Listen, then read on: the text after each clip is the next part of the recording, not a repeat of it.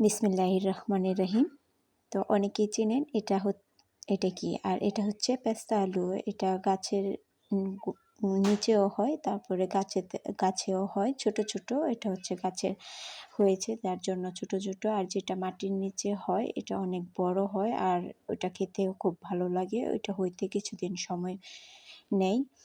আর এটা যেমন খেতে ভালো তেমনই পুষ্টিগুণেও ভরপুর। আর এই আলুটি ছিলে তারপর ভালো করে ধুয়ে নেব, কারণ হচ্ছে এটার মধ্যে কিছু আটালো একটা কষ আছে। ওটা ভালো করে ধুয়ে তারপর কেটে নেব। যে যেরকমভাবে পিস করে খেতে পছন্দ করেন ওভাবেই খেতে পারেন।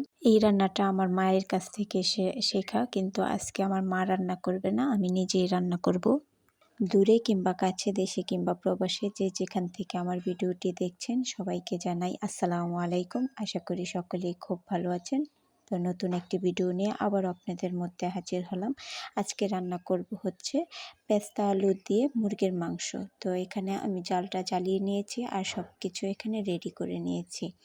তো এখন চুলার মধ্যে কড়াইটাও বসিয়ে দিলাম। তো কড়াইয়ের মধ্যে প্রথমে দিয়ে দেব হচ্ছে তেলটা গরম হয়ে আসলে তারপর দিয়ে দেব পেঁয়াজ কুচিটা ওই দিক দিয়ে ভাজা হতে থাক, আর এদিক দিয়ে আমি পেস্তা আলুর মধ্যে সামান্য হলুদ আর লবণ দিয়ে ভালো করে মাখিয়ে ভাজা পেঁয়াজের মধ্যে দিয়ে দেব।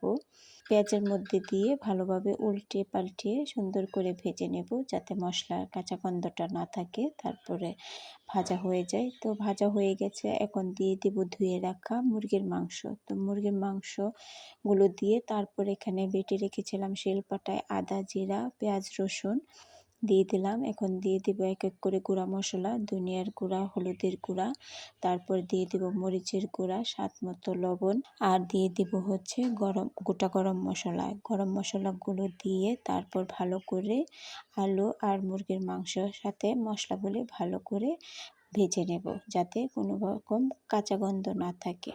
এই তো ভালো করে মাংসের সাথে মশলাটা ভেজে নেওয়া হয়ে গেছে। এখন পানি দিয়ে ভালো করে মাংসটা কষিয়ে নেব।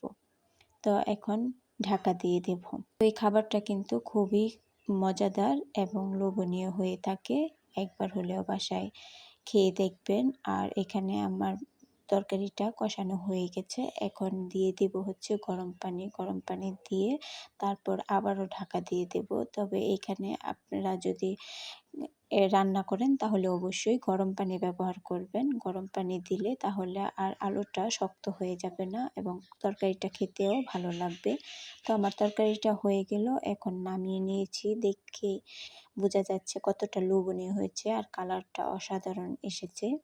তো এভাবে কেউ না খেয়ে থাকে একবার হলেও বাসায় খেয়ে দেখবেন। আর আমার ভিডিওটি কেমন লাগলো কমেন্ট করে অবশ্যই জানাবেন। যদি ভিডিওটি ভালো লাগে তাহলে আমার চ্যানেলটি সাবস্ক্রাইব করে পাশে থাকবেন, পাশে থাকা বেল আইকনটি অন করে দেবেন।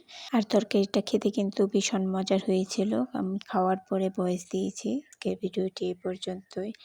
নতুন কোনো ভিডিও নিয়ে আবারও হাজির হব। সেই পর্যন্ত আল্লাহ হাফিজ।